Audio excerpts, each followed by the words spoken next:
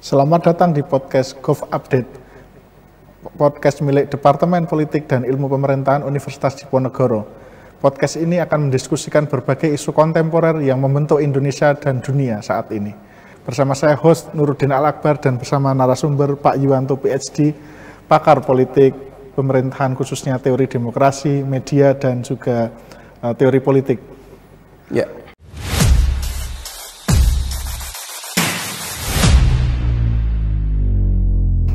Terima kasih Pak Yu sudah hadir di acara ini. Di sini kita akan berbincang secara khusus mengenai kondisi atau masa depan demokrasi Indonesia khususnya pasca revisi Undang-Undang TNI yang sekarang sudah disahkan. Nah, kita akan mulai mungkin dengan pertanyaan yang paling mendasar. Bagaimana Pak Yu, pandangan Pak Yu tentang hiruk pikuk di balik revisi Undang-Undang TNI saat ini? Oh iya, terima kasih. Pertama tentu terima kasih sudah diundang ke sini ya, dan ya ini kesempatan bagi kita ya untuk merayakan sambil mengingat kembali bulan Mei 27 tahun yang lalu ya. Dan 1998 menjadi tonggak sejarah di dalam proses berbangsa dan bernegara kita, terutama dalam kaitannya dengan upaya kita untuk memasuki era demokratisasi. Jadi ini kesempatan yang sangat baik, ya, terima kasih kepada Departemen Politik dan Ilmu Pemerintahan. Ya. Nah, memang proses revisi Undang-Undang TNI dan pada akhirnya disahkan ya, pada bulan Maret yang lalu menjadi undang-undang yang berlaku efektif sampai hari ini tidak menghentikan ya, bagi kalangan pegiat demokrasi, bagi proponen demokratisasi di Indonesia, unsur-unsur dari mahasiswa dan masyarakat sipil yang lainnya untuk terus menyuarakan keprihatinan kita bersama. Prihatinnya memang sudah dimulai ketika proses-proses revisi itu berlangsung dengan cara-cara yang tertutup, bahkan itu tidak prosedural ya, karena tidak melaksanakan aturan yang seharusnya ya di dalam revisi sebuah undang-undang. Kita tahu bahwa undang-undang ini kan posisinya sangat strategis ya, karena langsung berada di bawah undang-undang dasar ya, sehingga akan sangat berpengaruh terhadap kehidupan kita ya, terutama ya dalam kaitannya dengan bagaimana TNI yang sudah diposisikan ya sebagai aparatus negara ya, sejak masa reformasi ya, dan dalam perkembangannya kita menjadi ya, melihat bahwa ada potensi-potensi yang bisa mengganggu atau paling tidak itu ya, merintangi jalan demokratisasi kita. Nah, saya ingin memulai sebenarnya begini Mas Nuruddin. Saya sebut tadi bulan Mei itu karena ya reformasi kita 27 tahun yang lalu itu kan dipenuhi dengan tuntutan-tuntutan. Ya, salah satu tuntutannya, ya kalau mau langsung tunjuk, adalah penghapusan dwifungsi ABRI. Ya. Dengan tuntutan yang pertama, seperti kita tahu semua, yaitu adalah amandemen konstitusi. Tapi kita akan masuk kepada penghapusan dwifungsi ABRI. Mengapa secara spesifik kaum reformis pada waktu itu menuntut agar dwifungsi itu dihapuskan? Karena memang ada sejarah panjang militerisme di Indonesia, ya. Jejak-jejak secara kelembagaan, institusional, belum lagi kultural. Ya. Kalau kultural itu kan upacara misalnya, itu kan ya bagian dari kultur militer yang kita nikmati bersama, tapi rasanya tidak ada masalah dengan itu. Tapi jejak bagaimana TNI dan pada waktu itu disebut ABRI memiliki fungsi-fungsi yang tidak hanya berkaitan dengan ya fungsi utama mereka pertahanan dan keamanan, tapi juga masuk ke ranah sosial politik, itu yang kemudian menimbulkan kerusakan-kerusakan sangat fundamental dalam demokrasi. Ya, bahkan juga ABRI menjadi tidak netral, ABRI menjadi salah satu backbone dari pemerintahan otoritarianisme pada masa Orde Baru. Nah, jadi saya kira dalam konteks besar itu demokratisasi salah satunya juga ditopang oleh ya, posisi dan peran TNI. Jadi saya tidak melihat ini hal yang istimewa mengapa revisi ini menimbulkan kontroversi dan unsur-unsur masyarakat sipil ini menjadi begitu sensi ya terhadap isu ini karena ada trauma pada masa lalu ya. Demokratisasi kita ini kan berjalan ya, kalau dalam teori itu kan mulai dari proses transisi ya, menuju konsolidasi sampai kepada pematangan atau pendewasaan demokrasi kan gitu. Transisi sudah lewat. Tapi banyak orang yang mengatakan apakah kita sudah terkonsolidasi demokrasi kita? Nah, ini juga masih perdebatan ya. Jangankan kok jangankan kok kemudian masuk kepada pendewasaan, jangan-jangan demokrasi kita ini belum terkonsolidasi. Kenapa? Ya karena masih ada saja unsur-unsur ya, yang tidak komited dan juga tidak sepenuh hati mendukung proses demokrasi ini. Bahkan kadang mencari alternatif di luar ya, nilai-nilai dan sistem demokrasi.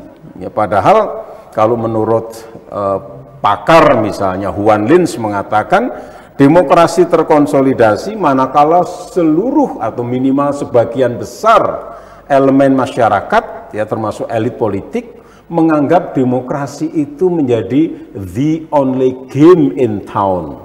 So there is no game outside of demokrasi. Nah, kalau kemudian sekarang kita dibawa kembali kepada apa yang disebut sebagai pengaturan-pengaturan yang termaktub di dalam Undang-Undang TNI yang di sana misalnya ada kemungkinan perluasan ya wewenang TNI di dalam bidang-bidang yang sebenarnya merupakan ranah sipil. Ya, walaupun juga mungkin ada argumentasi bahwa di sana juga ada sisi dan urgensi profesionalisme TNI yang dibutuhkan, tapi ada perluasan, ada penambahan. Lalu juga posisi para perwira aktif yang kemudian juga menduduki jabatan sipil. Ya. Nah, ini saya kira orang kemudian menjadi segera teringat akan trauma itu. Ya. Dan ya oleh karena itu ini background semacam ini pertama untuk merespon tadi pertanyaan Mas Nurudin, mengapa kok ya revisi Undang-Undang TNI yang kemudian dibakukan dalam undang-undang yang disahkan itu menjadi heboh bahkan ketika undang-undang itu sudah disahkan. Ya, itu latar belakangnya kan seperti itu ya. Karena memang dari awal salah satu komitmen kaum reformis, salah satu tuntutan mereka adalah penghapusan dwi fungsi ABRI kan gitu. Oke, ya. Ya, terima kasih Pak Yu. Kita di sini diajak oleh Pak Yu untuk berkeliling ke masa lalu. Memang sebagaimana kata Soekarno, jangan sekali-kali melupakan sejarah ya Pak Yu. Ya. Jas merah. Mungkin banyak yang dari kalangan muda khususnya yang tidak tahu bagaimana rasanya hidup di era Orde Baru, bagaimana militerisme di sana. Mungkin kita masih ingat ya Pak Yu, Wiji Tukul hilang misalnya semacam itu. Jadi penting untuk kembali mereverse pada sejarah ya, semacam itu. Dulu bahkan kalau istilahnya bukan TNI tapi ABRI, di mana polisi juga dimasukkan ke situ ya Pak Yu. Betul. Jadi dulu satu paket itu sudah, sekarang sudah coba dipisah, tapi kemudian dalam proses itu masih ada banyak hal yang harus dibenahi dan kemudian sekarang dengan revisi itu orang pada berpikir kembali apakah ini sudah sesuai dengan track reformasi. Mungkin Pak Yu bisa menilik lebih dalam Pak Yu, mungkin supaya khususnya pada generasi muda untuk memahami dulu itu dua fungsi ABRI itu kenapa bisa terjadi Pak Yu? Ya karena itu secara dogma TNI ya, dikatakan di dalam undang-undang ya tentang ABRI pada waktu itu dikatakan bahwa Angkatan Bersenjata Republik Indonesia selain ya, berfungsi dan berwenang di bidang pertahanan dan keamanan, ya, termasuk ketertiban masyarakat karena polisi waktu itu ada di situ, juga pada fungsi sosial politik. Ya. Oleh karena itu implikasinya pada waktu itu banyak, ya kan? Ya kita bisa melihat bahwa di masa atau di era Orde Baru, ya, dan tentu kita belum mengenal apa yang disebut sebagai pemilihan pemimpin secara langsung, ya, apakah presiden atau gubernur, bupati, wali kota. Ya di sana kemudian Presiden Soeharto melalui ya tangan-tangan dan jejaring kekuasaannya ya kemudian menempatkan militer-militer aktif dalam posisi-posisi kunci pemerintahan ya, dengan alasan bahwa ya mereka ya, juga memiliki tidak hanya kapasitas tapi juga memiliki tanggung jawab juga untuk bisa berkiprah di bidang atau di luar ya bidang pertahanan keamanan dan ketertiban masyarakat. Ya kita bisa secara mudah melacak itu ya jejak informasi di list ya gubernur ya di Jawa itu sejak zamannya Pak Harto ya sampai akhir beliau itu ya itu siapa saja ya.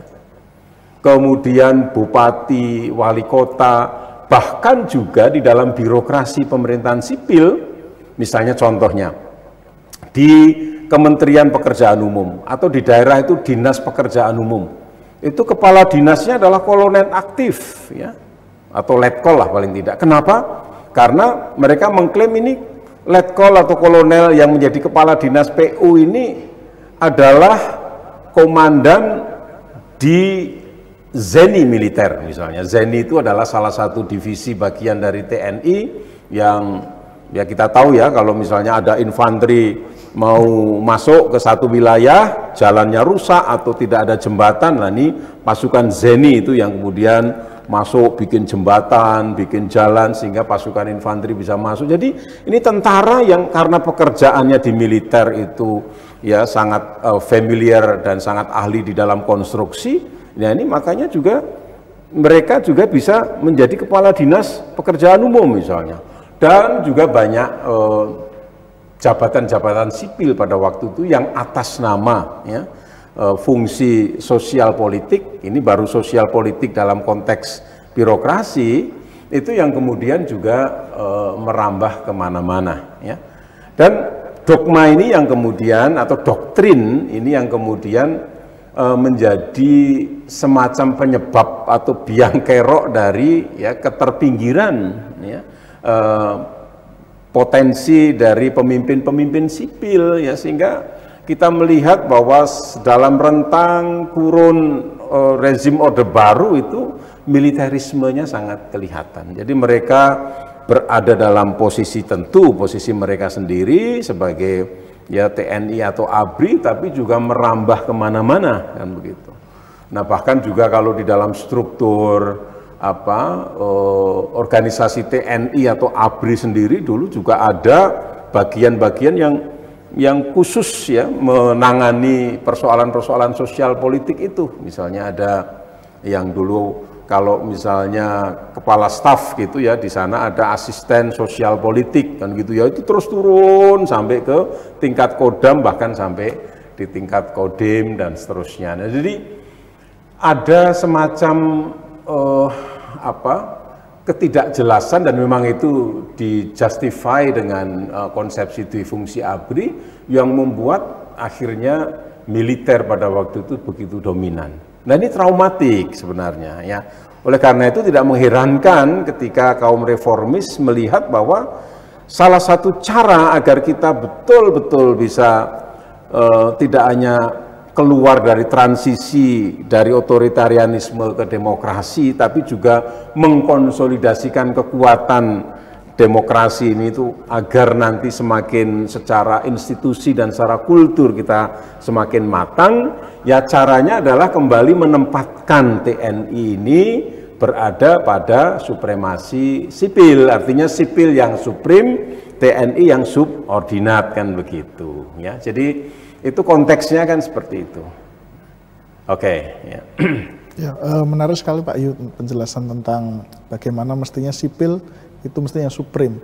Saya jadi teringat kalau di dalam demokrasi salah satu tokoh yang terkenal adalah Habermas ya, di mana Habermas mengatakan kan sebenarnya di dalam demokrasi, dalam ruang publik, logika yang harusnya berjalan itu kan logika dialog, logika untuk mempertanyakan terus-menerus, logika untuk di situ ada kemungkinan untuk salah. Sementara kalau logika militer tadi kan logika pertahanan, keamanan, itu kan logikanya langsung instan, kemudian hierarki top down sehingga mungkin tidak bisa banyak ruang untuk kesalahan atau mistake itu.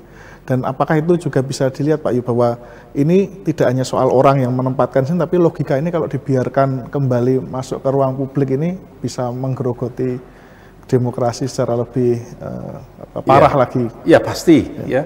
Kaitan atau relevansi langsungnya di situ, bagaimana ruang publik itu dikooptasi sedemikian rupa. Ya. Dan ini juga kalau kita masih bicara sejarah sebenarnya ya, tapi kalau kita bicara kekinian, ya, apa yang disebut sebagai executive aggrandizement sekarang ini luar biasa ya, bagaimana eksekutif ya itu kemudian secara sengaja, secara sistematis, bahkan secara konstitusional juga ya, gradual ya, bahkan juga subtle ya, halus, itu berusaha mengkooptasi ya, berusaha mengkonsentrasi kekuasaan mereka sambil mengkooptasi ya lembaga-lembaga yang lain ya, apakah itu legislatif, apakah itu judikatif ya, tapi itu konteks yang lain. Tapi dalam konteks sejarah dulu itu, jadi memang penempatan militer atau ABRI di dalam posisi organisasi sipil itu ya bukan tanpa maksud ya. Ini bukan hanya sekedar apa yang disebut ya pertimbangan profesionalisme, kompetensi, tapi bangunan sebenarnya itu adalah bangunan otokrasi, bangunan sentralisme kekuasaan. Makanya kan kita melihat pada masa itu banyak peneliti pengamat yang menjuluki ya rezim Orde Baru itu, misalnya salah satunya adalah rezim yang menjalankan korporatisme negara, kan gitu ya. Negara itu dianggap seperti corporates ya, seperti perusahaan ya, sehingga pucuk pimpinan itu punya span of control sampai ke bawah, kan gitu. Jadi jangan bicara dalam sentralisme itu desentralisasi ya kan, otonomi daerah kan, itu kita bisa bicara lain lagi, tapi sentralisasi kekuasaan semacam ini kemudian jejaringnya salah satu juga menempatkan ya ABRI atau TNI dalam jabatan-jabatan itu untuk memastikan ya seluruh sumber daya termasuk sumber daya politik itu kemudian menjadi terkonsentrasi dan tersentralisasi ya. Dan belum lagi konstruksi besar bagaimana ya seorang pemimpin seperti Presiden Soeharto pada waktu itu bisa terus dari waktu ke waktu menduduki jabatannya ya, karena memang tidak ada yang salah loh ya, tidak ada yang bisa mengatakan Presiden Soeharto itu inkonstitusional karena 6 kali terpilih ya. Lah memang terpilih secara konstitusional kok oleh MPR. Nah, tapi kita harus masuk MPR-nya ini MPR seperti apa toh? Kok kayak nggak ada orang lain kan gitu ya. Nah, tapi ini kan orkestrasi politik yang dibangun sedemikian rupa yang memadukan paling tidak pada waktu itu adalah tulang punggungnya itu birokrasi ya, dan birokrasi ini juga sudah tersentralisasi, misalnya ada Korpri di sana, kemudian juga ada TNI aktif yang bekerja di sana, kemudian jalur Golkar sebagai partai negara atau partai pemerintah kan gitu ya, dan jalur birokrasi. Jadi ada ABG kan gitu ya, ABRI, birokrasi, dan Golkar melalui ya onderbaunya. Jadi sampai kapanpun ya ketika konstitusi itu atau undang-undang dasar kita tidak diubah, terutama pasal 1 ayat 2 itu, ya sampai kapanpun kalau tidak ada ya situasi keotik secara ekonomi pada waktu itu dengan krisis moneter, ya Pak Harto bisa saja berkuasa. Wong 1 tahun sebelum 98 ya itu dalam pemilu kan menang, bahkan MPR juga menetapkan kembali Pak Harto sebagai presiden ya. Untung ya kemudian kaum reformis percaya ini biang kerok dari otoritarianisme, sentralisme ini ya karena konstitusi kita yang punya loopholes atau kelemahan-kelemahan itu, ya, gitu. Nah, jadi memang kita tidak sempat membicarakan secara detail ya mengenai revisi dan substansi Undang-Undang TNI, ya. Makanya saya merasa tidak heran ya ketika kalangan civil society itu merasa tidak akan teryakinkan ya ketika Bu Puan Maharani bicara tentang apa yang salah dengan isi atau substansi kan gitu ya. Ini penambahan bidang-bidang tugas di organisasi sipil ini kan ini kaitannya dengan kompetensi relevan dengan begini-begini ya. Ini bukan soal isi undang-undang dan juga bukan soal proses. Kalau proses memang mungkin disengaja ya, biar cepat, tertutup di hotel kan gitu ya, biar cepat-cepat ya. Tapi ada sebenarnya ya apa yang saya sebut sebagai situasi psikopolitik ya, yang tidak hanya terkait dengan revisi Undang-Undang TNI itu, tapi terkait dengan kecenderungan-kecenderungan demokratisasi di Indonesia yang oleh banyak pihak itu dikatakan mengalami regresi, ya, mengalami backsliding atau kemunduran kan gitu ya. Ada yang menyebut mengalami proses iliberalisasi dan sebagainya. Nah, jadi kita kalau mahasiswa yang nanti belajar di ilmu pemerintahan, ya, kita tidak akan sekedar membaca dari apa yang ada di teks, yang di berita. Kita akan menjadi pakar, ya, yang bisa mengetahui, ya, bukan hanya substansi, tapi juga riwayat, ya, sejarah, latar kontekstual, bahkan juga theoretical framework yang jelas ya, sehingga kalau anak-anak pemerintahan itu kalau bicara jelas kelihatan itu bedanya dengan mereka yang tidak belajar tentang kepemerintahan dan politik ya, karena mereka juga punya framework yang jelas ya. Jadi saya kira ini menarik ya tema ini, dan ini timely ya karena ini kan Mei kan gitu, kita diingatkan karena kadang bangsa kita ini kalau tidak diingatkan suka lupa kan gitu ya. Ada yang mengatakan kita bangsa pelupa, ya jangan ya. Reformasi tetap harus disemangati dan salah satu simbolnya yaitu tadi ya. Bagaimana kalangan civil society itu bersatu untuk terus mengawal ini.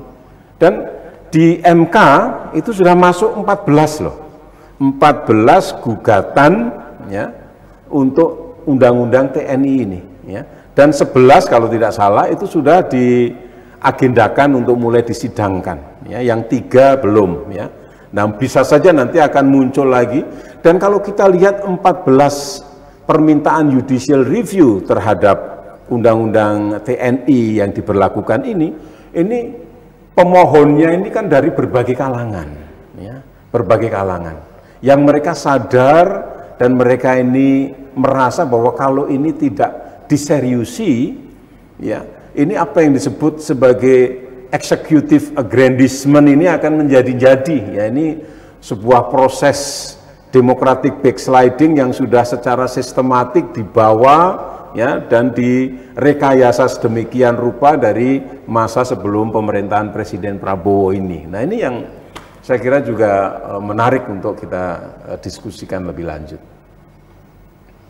Ya, menarik sekali apa yang dikatakan Pak Yu. Saya jadi teringat satu pembahasan mendasar dari ilmu pemerintahan dan ilmu politik adalah tentang kekuasaan, dan Lord Acton kan bilang bahwa kekuasaan itu tend to corrupt. Ya. Jadi kalau disatukan atau dimasukkan kembali itu kan berarti artinya kita sama saja mengafirmasi korupsi lebih lanjut, begitu Pak Yu? Betul, betul ya. Ini menarik yang disampaikan itu ya.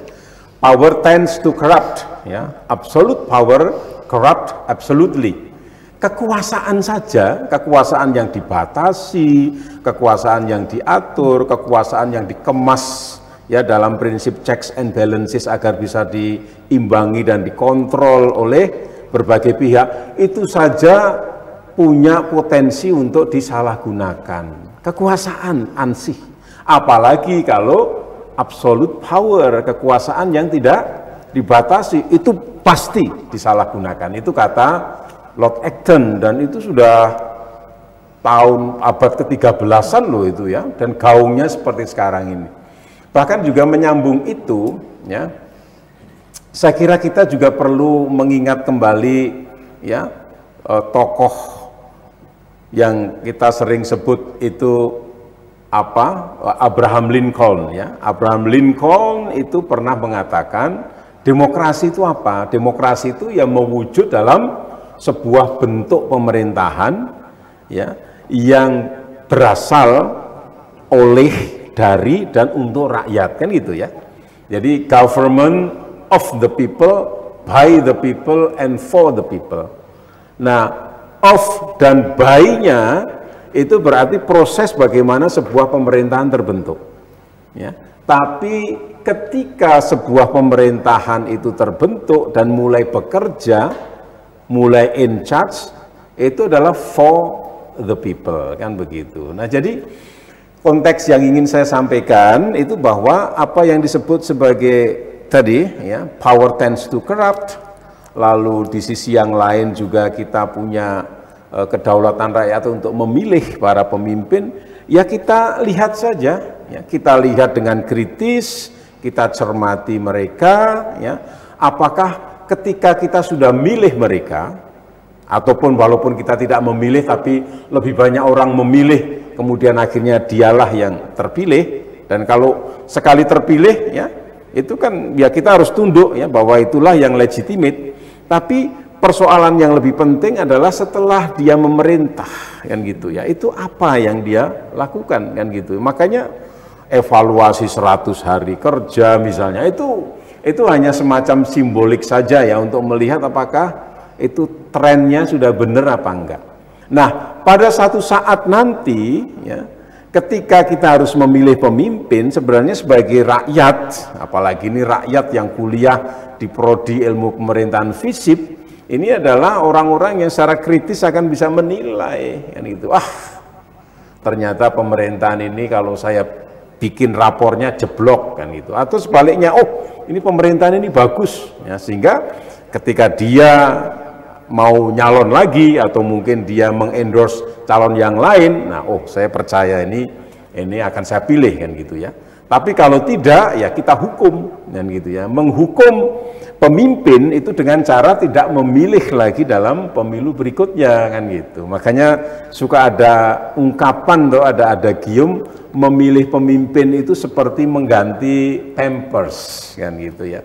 Kenapa? Ya pampers, jadi kalau sudah tidak berfungsi, ya jangan dipakai lagi, ganti pampers lagi, ganti pemimpin. Nah, tapi tentu hal ini mensyaratkan sebuah masyarakat pemilih yang memang sudah aware, sudah cerdas, well informed. Nah, makanya ini menjadi tanggung jawab kita semua, saya, Anda sebagai dosen di prodi ilmu pemerintahan FISIP Undip ini nanti ya harus ya memotivasi mahasiswa kita ini untuk terus kritis, tapi juga terus berpikir dalam kerangka teoritis yang mendalam. Gitu.